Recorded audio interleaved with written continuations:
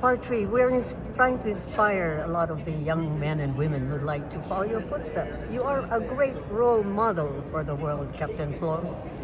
Now, So, tell us a little bit about your family and what were you like growing up? well, listen, I was born in France. I was adopted, so I was already chosen by two individuals who wanted to raise me. So that's a huge honor, and that's one I do not take for granted.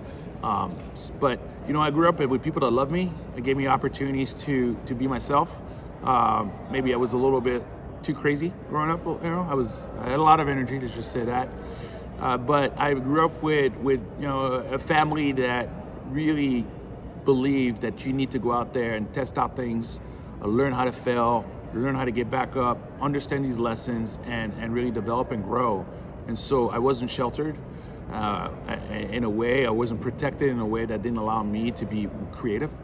And I think that played a massive role in my youth. But probably other things that really shaped me is, to be honest with you, is living in different countries. Lived in Spain, lived in France, and the United States. So different cultures gave me a new perspective, a little bit more appreciation in regards to diversity, and in sports. The element of sports, judo for many years, soccer, running track in high school and in the University of Maryland.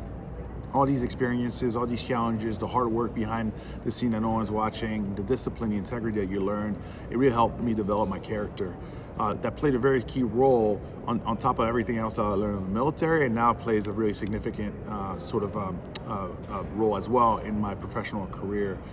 But for me, if I had to give a word of advice to any of these young men and women out there who are trying to figure out what they can do, the impact they can bring in their own community, in their own environment, in their own lives, I will say this: make decisions.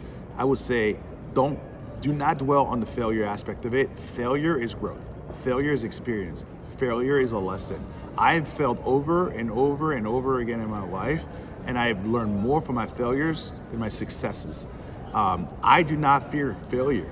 I fear the inability to take an opportunity and take a chance on to see what I can do with it. I've made some really drastic career changes in my life when I was really comfortable and successful in very different industries, just so I could continue to learn and grow and figure out if I was capable of doing that or not. If I wasn't, why, and what could I do to potentially get me to that end state that I was satisfied with. And so, for all you living in the United States of America, specifically coming from an immigrant, this country is not a free handout. This country, though, is the only country personally that I believe in the world that really gives you the opportunity to go as high as you want if you put the effort into it, if you take risks, if you have the courage to go out there and put yourself in uncomfortable situations and then make the most of it, learn as much as you can. If you do get knocked down, get back up, learn from it, and go out there and knock it out of the ballpark. I come from food stamps and what the Paris Match wrote in the ghetto of Paris into the White House. And now I'm friends with some really significant people. I have access to a lot of different places. I've been really successful and blessed with my network to be, a professional, a career businessman as well as a veteran. And that's because this country gave me the opportunity to do these things, but I had to work hard at it. And I had to make some really big, tough choices. And I had to trust in myself, and I had to really learn from my mistakes. Yes, at what age did you realize you wanted to become a soldier? And what for you is a soldier? I realized I wanted to be a soldier probably at the age of 12 years old after my uncle was killed by a terrorist organization in 1996. 9/11 cemented that plan. And for me, soldier is about service. And it's not service just for flag or country, it's about service for individuals. Probably the most important aspect of the military, the United States military, where I think is unique to the world, is that you can come from anywhere in the world. Your native language can be different than English. You can have a GED or a master's degree. You can be from whatever religion or in God you believe in, and you're going to be put in this environment where you have to work with each other. You have to live with each other. You have to start trusting each other.